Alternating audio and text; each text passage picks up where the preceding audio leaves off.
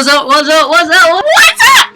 How you doing? It's the Wolf, and I am back at it again with another in and out review. Today we will be talking about Suicide Squad. Let's get into this! First off, let me start by saying, do not let the terrible reviews online discourage you from going to see this film. If you go in there with no expectations and are just looking for a good action flick with DC Comics characters in it, this film is for you. Like I said before, there's not much of a story here, so I won't ruin it by giving away bits and pieces because there is such little plot. But basically, some of our favorite supervillains and supervillain gals get wrapped up into the situation where Amanda Waller, the Savage, Amanda Waller, I cannot stress savage enough without ruining the film, but trust me, Shorty is a savage. Moving on. Basically, they get put into this nice little stealthy task force that are sent to do her bidding, and by her, I mean the devil incarnate.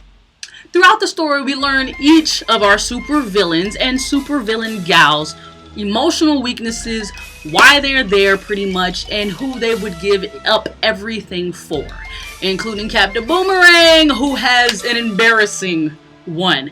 Just pay close attention. It's pink. So basically they come together to cleanse the earth of Enchantress and her brother. I'm not going to tell you why, just know things get a little crazy, and I recommend you go with a rosary. Honestly, all's well that ends well. We find out that the supervillains and supervillain gals all have hearts, and it's a beautiful thing. You get invested into the characters even with the lack of plot. If you don't know anything about these characters, this is a fairly decent movie to get into. They give you a very basic background information on each character, yeah, including Amanda Waller, the Savage. Now, to get to the negative reviews, because like I said, I don't want to give you too much because there's not much of a plot here. I think a lot of people went into this thinking it was going to be Assault on Arkham, which you shouldn't have.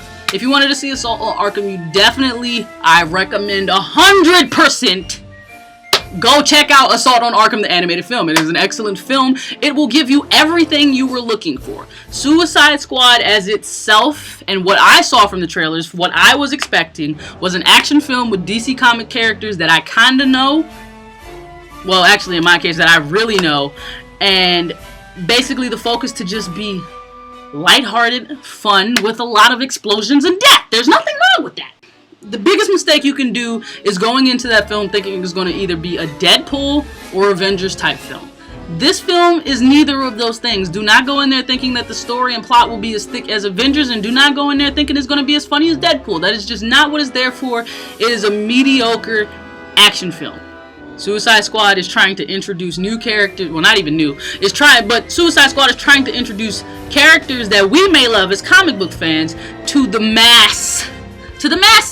If you don't mind seeing the origins of your favorite characters play out on screen, then this won't bother you at all. If you're just looking for a cool action flick, this won't bother you at all. I give it a 6.5 out of 10. Once again, this has been an in and out review of Suicide Squad with your girl, the Wolf. Let me know in the comment section below, what did you think about Suicide Squad? Let me know. Like, share, subscribe, and even though the Wolf has got a scat, just remember, long live the Wolf Pack.